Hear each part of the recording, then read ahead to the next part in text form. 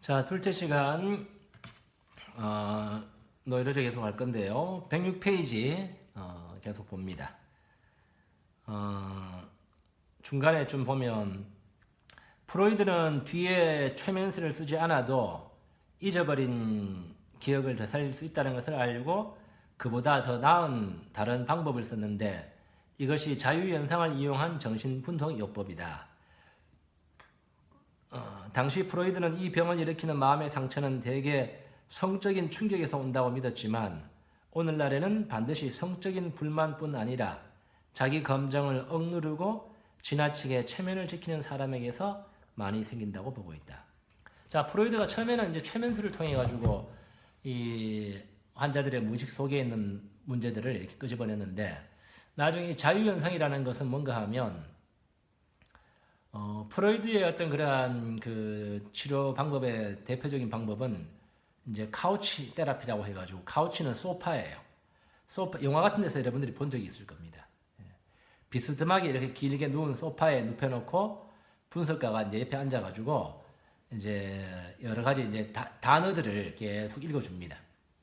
근데 그 단어에 대해서 이제 연상되는 감정이나 생각들을 이렇게 말을 하게 만드는데 그 단어들을 듣다가 어떤 단어에서는 말문이 막힌다거나 신체적인 감정적인 반응이 일어난다거나 뭐 이런 반응들을 보고 이제 그와 연관된 이제 컴플렉스 마음의 문제를 찾아내는 그런 방법이에요.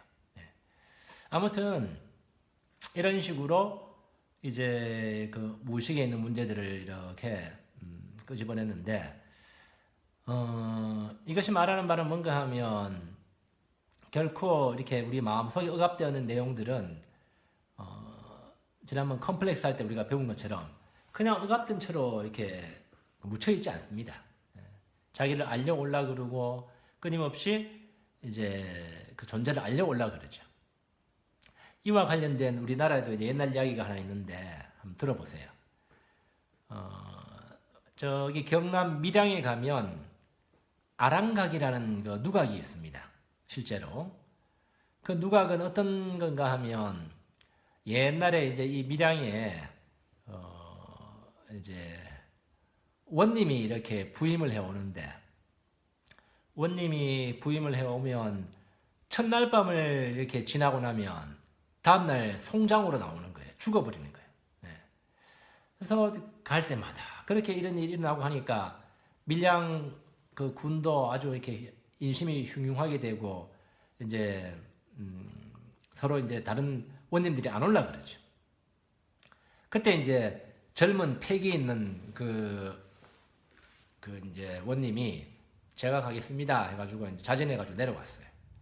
그래서 첫날 밤에 큰 이제 긴 칼을 앞에 딱 놓고 촛불을 켜놓고 딱 기다리고 있으니까 이제 하얀 소복을 입은 처녀 귀신이 쑥 나타나는 거예요. 그래서 이 젊은 원님이 이 요망한 것 왜 그렇게 나타나서 우리 앞에 있는 앞서 있었던 그 원님들을 다 죽이느냐고. 그러니까 이 처녀 귀신이 막 울면서 하소연을 하는 거예요. 제 말 좀 들어보시라고요. 제가 그분들을 무섭게 하고 해코지 하려고 나타난 것이 아니고 단지 내 한을 풀어달라고 하소연하기 위해서 나타났는데 그분들이 그만 그렇게 기절을 하고 죽어나간 거라고 이야기하는 거예요. 그래서 한번 이야기해보라고 이렇게 했더니만은 이 처녀 귀신은 아랑이라고 하는 예전에 어떤 원님의 그 무남동녀 외동딸이었는데 이 아랑을 짝사랑했던 그 하인이 이 아랑을 범하고는 이제 그 죽여서 땅에 묻어버린 거예요. 그래서 내 한을 풀어주십시오 하고 이제 나타난 거예요. 그래서 이제 이 원님이 그 말을 듣고 알았다. 그리고 이제 한을 풀어주고 고이 이렇게 모시고 이제 무덤에다가 모시고 거기에 아랑을 위로하는 누각을 세웠어요. 그것이 아랑각이에요. 그것이 의미하는 말은 뭔가 하면 그런 옛날 이야기들은 많이들 있죠. 그거는 우리 마음 속에 묻혀 있는 해결되지 않은 그러한 한 맺힌 마음들은 결코 그냥 묻혀 있지 않다라는 거. 그리고 그런 것이 묻혀 있으면 밀양 고을이 이렇게 흉흉하고 사람들이 무서워 떨고 제대로 못 산다 그랬죠, 그죠?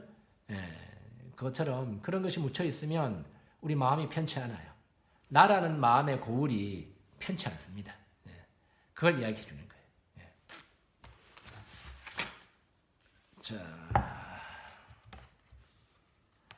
자, 106페이지 밑에 이렇게 보세요.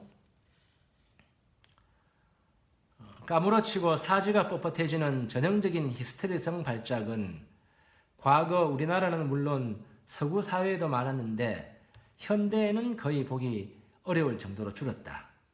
왜 그런가 하면 옛날 사람들은 이제 그 참고 억압해야 되는 감정을 참고 억압해야 되는 것이 많이 있었어요. 특히 이제 프로이드가 이런 히스테리를 발견한 이유는 뭔가 하면 프로이드가 살았던 시대에는 19세기입니다. 19세기 말, 19세기 중반, 후반 이렇게 살았는데 1800년대 중반이죠.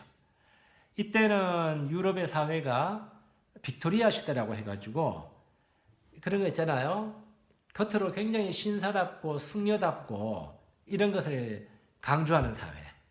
체면, 체면칠해, 교양, 외모적인 어떤 꾸밈, 겉으로 우아함, 결코 어떤 인간의 비열한 모습이라든지 화내는 모습이라든지 못난 모습을 드러내지 말아야 되는 사회 있잖아요. 그죠? 그런 것이 팽배한 사회였기 때문에 거기서는 히스테리가 많았습니다. 눌려놓고 억압하기 때문에. 특히 그 중에서도 남자들보다 여자들이 더 피해를 많이 받기 때문에 히스테리 증상이 많았던 거예요. 현대에는 그만큼 그런 것이 이제 자주 없는 이유는 뭔가 하면 옛날만큼 이제 참고 억압하지는 않죠.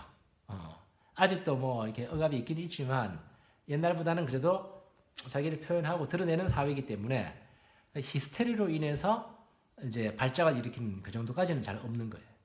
근데 이제 그 여러분들이 영상에서 본 그 젊은 친구처럼 그런 대인 불안증, 대인 기피증 갖고 있는 사람이 자기 안에 있는 그러한 그 히스테리적인 문제 갖고 있다가 그게 이제 늘 사람한테 대한 어떤 불안, 기피하는 걸로 이렇게 나타났었는데 치료 작업을 들어가니까 이렇게 팔에 통증을 일으키고 몸을 뻣뻣하게 하는 그런 증상으로 나타나는 걸 볼 수 있었잖아요. 네. 교재를 계속 보면요. 앞에서도 말하였듯이 지나치게 체면을 강조하는 문화 때문에 개인의 감정이 자유롭게 표현될 수 없는 경우에 생기기 쉽다. 이 병이 엄한 시어머니에 대한 며느리의 화병으로 간주되는 것도 그 때문이다. 최근에는 시어머니와 며느리 사이의 갈등보다 남편에 대한 아내의 보이지 않는 불만이 이 병을 일으키는 데 크게 작용하는 것 같다.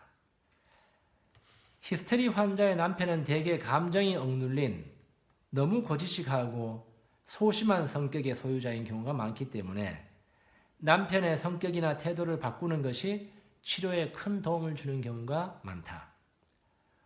또한 환자의 호소와 고통스러운 증상은 결코 꾸며낸 것임이 아님을 알아야 한다. 어떻게 보면 조금 과장되가 되게 보일 수도 있습니다. 다른 사람 눈에 보기에는 조금 꾀병 부리는 것처럼 어느 정도는 어느 정도는 그런 면도 있긴 있어요.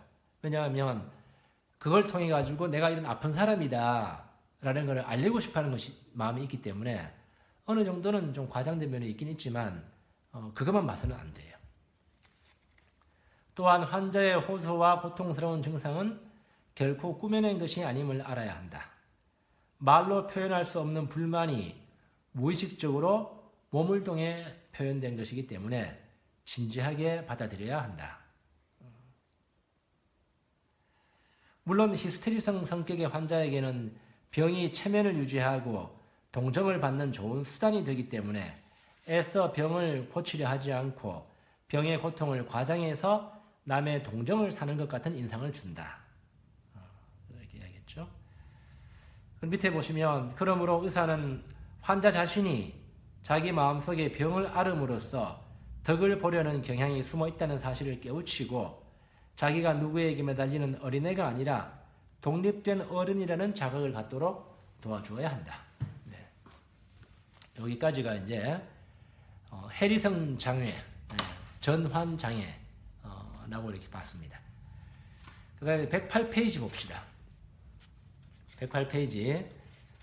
불안과 불안장애. 자, 이게 이제 어떻게 보면 현대사회에서 가장 많이 앓는 신경증이라고 볼 수 있습니다. 예. 불안장애. 이 불안이라는 것은 스펙트럼이 다양해요. 예. 뭐, 증상까지 아니더라도 요즘 코로나19을 겪으면서 이렇게 겪는 어떤 불안 정도, 불안함부터 시작해가지고, 이 불안함의 극단까지 가면 그게 공황장애입니다. 예. 그래서 일반적인 불안 증상, 불안 장애, 그다음에 아주 심한 경우에 이제 공황 장애. 인천 공항 할 때 공항이 아니라 그랬죠, 그죠? 공황이에요. 공황 장애까지 가는 거예요. 네. 이거는 우리 모두가 이제 그 어느 정도는 느끼고 살아가는 부분이기 때문에 이 불안 장애를 여러분들이 잘 눈여겨 보시고 공부를 하시고 또 여러분들 자신을 살펴보는 계기가 되면 큰 이제 도움이 될 겁니다. 교재 108페이지 보세요. 사람은 누구나 때때로 불안을 느낀다. 생명의 위협을 느낄 만한 상황에서 자기나 자기 가족이 위험에 처했을 때, 건강이 위태로워졌을 때, 중요한 시험을 치르기 전에, 일생의 큰 결단을 혼자 내려야 할 때, 낯익은 상황에서 갑자기 떨어져 나가 낯선 곳에서 혼자 남게 될 때 누구나 불안해진다. 그러므로 불안한 것 자체가 모두 병적이며 어리석고 어른답지 않은 것은 아니다. 물론 나이에 따라 불안해지는 동기도 다르고 아이들보다는 어른이 덜 불안해한다. 그러나 평생을 항상 조금도 불안을 느끼지 않고 편안한 마음으로 살고 있는 사람은 없다. 문제는 불안을 조금도 느끼지 않고 아무런 괴로움 없이 사는 데 있지 않고 불안과 괴로움을 어떻게 견뎌나가는가에 달려있다. 이게 중요한 겁니다. 불안은 누구나 다 겪는 거지만 그 불안에 늘 그냥 치여서 힘들게 살아가는 사람이 있는 반면에 또 그 불안을 잘만 다루고 의식적으로 다루면 굉장히 삶을 창조적으로 갖고 나갈 수 있는 에너지로 바꿀 수도 있어요. 왜 그런가? 불안은 사실은 우리가 이제 생각하기에는 지금 나를 불안하게 하는 어떤 요소, 지금 나를 불안하게 하는 어떤 뭐 동물, 아니면 나를 어떤 사람, 또 지금 내 삶에서 일어나는 어떤 사건, 이런 외부적인 것이 이제 자극이 돼가지고 불안을 일으킨다고 우리는 생각합니다. 근데 사실은요, 인간의 마음은 외부적인 아무리 자극을 가하더라도 내면에서 내 마음 안에서 불안을 일으키는 요소가 있지 않으면 불안하지 않습니다. 불안하지, 영향을 받지 않아요. 결국은 내 마음 속에 뭔가 불안이 이렇게 잠재되어 있기 때문에, 잠재되어 있는 불안이 있기 때문에 그것이 외부의 사건들이나 대상이 자극을 줘가지고 같이 일어나는 거예요. 그게 불안의 원인입니다. 그리고 노이로즈에서 이야기했듯이 불안의 근본적인 원인은 내가 내 자신의 내면에 있는 자기, 내면의 신과 떨어져 있기 때문에 생기는 그 안전하지 못한 느낌, 그것이 불안이에요, 사실은. 예를 들면 아이가 두세 살짜리 아이가 이제 방에서 놀고 있더라도 엄마가 자기를 지켜보고 있다라는 거, 엄마가 주변에 있다라는 것을 알 때 안전하게 놀이를 하고 좋아하고 이렇게 즐거워하면서 놀이를 하지, 엄마가 주변에 있다라는 것을 모르고 이제 모르거나 없다라는 것을 느끼면 불안해서 놀지 못합니다. 그거하고 마찬가지입니다. 우리 안에 나를 어떤 잡아주고 힘을 주는 존재, 내면의 신, 그 존재와 이제 내가 떨어져 있다, 연결되어 있지 못하구나, 이제 이거를 느끼는 것이 이 분석 심리학에서 말하는 칼 융의 심리학에서 말하는 핵심이에요. 물론 이분은 그 종교적으로 말하는 것이 아닙니다. 내가 거듭 이야기하지만 내면의 신 이렇게 표현하는 것은 단지 이제 그러한 우리 안에 있는 심리학적인 진실을 이야기하기 위한 표현일 뿐이지 종교에서 말하는 어떤 신을 말하는 것이 아닙니다. 네. 일단 불안이 이제 그런 것이라는 걸 알고 나면 훨씬 이렇게 낫고요. 또 여러분들은 이제 꿈 이야기를 가끔 했지만 꿈에서 쫓아오는 그러한 괴물들, 귀신들, 무서운 동물들, 뭐 살인마들 이런 존재들은요, 사실은 여러분들과 연결되어서 되고 싶어서 여러분들과 일치되고 싶어가지고 쫓아오는 그런 내면의 신의 한 부분이라고 보면 됩니다. 그게 이제 우리 그걸 못 알아보는 우리 눈에는 이제 무서운 존재로 이렇게 느껴지고 불안으로 느껴지는 거죠. 108페이지 중간에 봅시다. 불안장애 환자는 항상 어디서나 느닷없이 불안해지며 불안이 너무나 심해서 견디지 못할 뿐만 아니라 늘 조금만 불안해도 놀라서 더 큰 불안에 빠질까 두려워한다. 사람의 몸은 감정에 예민하기 때문에 불안에 해당되는 반응을 하게 마련이다. 화가 나면 숨을 씩씩거리고 몸을 부르르 떠는 것과 마찬가지로 불안하면 숨이 짧아지고 가슴이 두근거리며 조이는 것처럼 느낀다. 불안감이 심해지면 숨이 막힐 것 같고 멍해지고 어지러워지기도 하며 손발에 식은땀이 나고 몸이 떨리기도 한다. 몸이 붕 떠 있는 것 같기도 하고 때로는 쓰러질 것처럼 느낀다. 정도가 아주 심해지면 죽을 것 같은 극도의 불안을 느끼게 되는데 이런 증상을 공황발작이라고 하고 공황발작을 일으키는 노이로제를 막연한 불안에 사로잡혀 있는 범불안장애와 구별하여 공황장애라 한다. 공황장애는 패닉 디스오더라 그래요. 패닉 디스오더. 패닉 상태에 빠졌다 그러잖아요. 그죠? 죽을 것 같은 어떤 극도의 두려움 이런 거 느껴지는데 공황장애의 특징은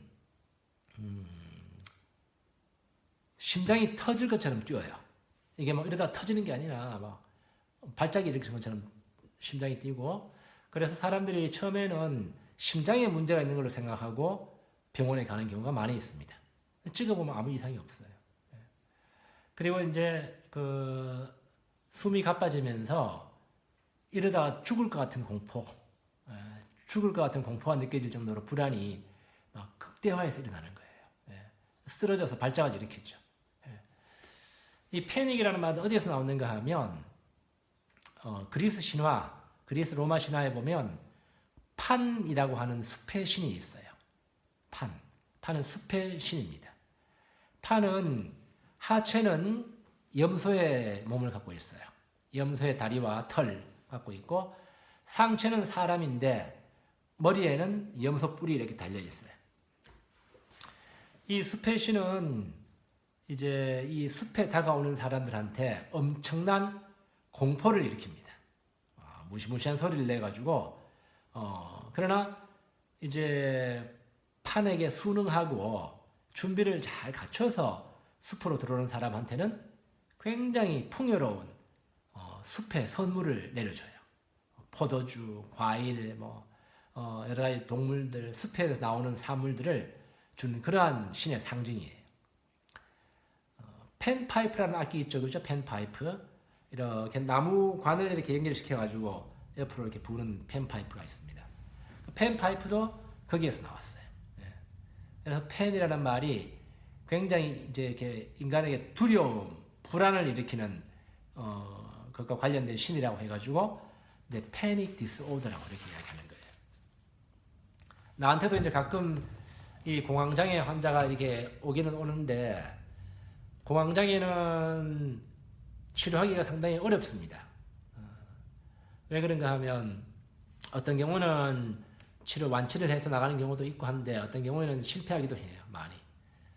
왜 그런가 하면 이 사람이 너무나 극도의 불안과 공포를 느끼기 때문에 내가 하는 심리치료 방법인 어떤 내면으로 유도해가지고 그 불안과 직면하게 하는 것을 너무너무 두려워해요.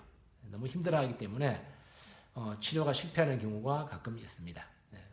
최근에 왔던 그 20대의 20대 아닙니다. 30대 중반이구나. 30대 중반의 남성도 어머니하고 같이 이제 치료를 받으러 왔었는데 몇 번 하다가 포기했어요. 너무 힘드니까. 예.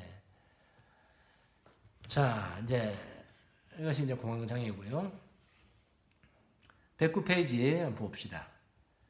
자, 환자들은 이러한 그 생리적인 증세 때문에 흔히 처음에는 심장에 문제가 있는 줄 알고 내과를 찾는 일이 많고, 내가 이야기했었죠, 그죠? 일시적으로 맥박이 고르지 않아 심좀도 검사를 하는 경우도 있다. 이제 방금 이야기한 공황장애를 이제 잘못 알아듣는 경우를 말하는 겁니다. 선천적인 소질, 유아기 모자 관계 등 불안장애의 원인에 대한 여러 설이 있고, 불안의 내 생리 기전에 관한 연구도 있지만, 무엇보다도 중요한 것은 불안장애는 다른 신경증적 장애와 마찬가지로 주로 심리적인 근원을 가지고 있다는 점이다. 이게 키포인트예요. 심리적인 근원. 뒤에 나오는 섭식장애, 강박장애, 공황장애, 불안장애, 우울증, 이름은 다양하지만 결국은 한 가지는 내면의 심리적인 근원과 연결이 상실되어 있다는 겁니다. 그 연결이 되어 있지 않기 때문에 마음이 든든하지 않고 안전하게 느껴지지 않고 불안한 거예요. 이제 앞에서 이제 유아기 모자 관계도 이야기했었는데 그것도 이제 마찬가지입니다. 우리는 유아기 때의 엄마와의 관계 속에서 뭔가 연결되어 있다, 끈끈하게 내가 어떤 나를 받쳐주고 힘을 주는 존재와 연결되어 있다. 이것을 이제 배우게 되고 몸으로 체득하게 되는데 어린 시절에 그런 것들이 이제 약했던 그런 모자 관계에서 오는 친밀성, 인간관계, 이런 유대관계가 충분히 설정되어 있지 않으면 그것이 나중에 결국에는 이제 그런 엄마와의 어떤 그러한 유대관계와 이런 것이 결국은 나의 내면에 있는 신, 자기와의 연결성에도 영향을 주는 거거든요. 그래서 엄마와 그런 유대관계가 이렇게 약했을 때는 자기 내면의 어떤 근원과의 관계도 제대로 못 느낀다는 그런 어떤 말입니다. 교재 109페이지 계속 보면요.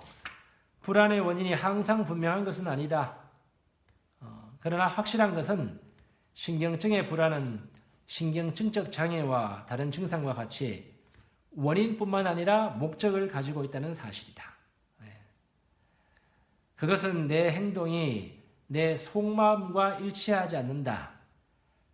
이것이 이제 원인이죠. 그죠? 원인이 결국 나와 내 자신의 내면의 어떤 근원과 맞닿아 있지 않다. 연결되어 있지 않다. 그게 이제 내 속마음과 일치하지 않는다라는 거예요. 내 속마음이 원하는 삶의 질서, 삶의 행동 방식, 거기에 따르고 있지 않다. 이게 이제 원인이고, 그 다음에 이제 두 번째 목적은 결국은 불안의 목적은 자신의 마음을 살펴봐라.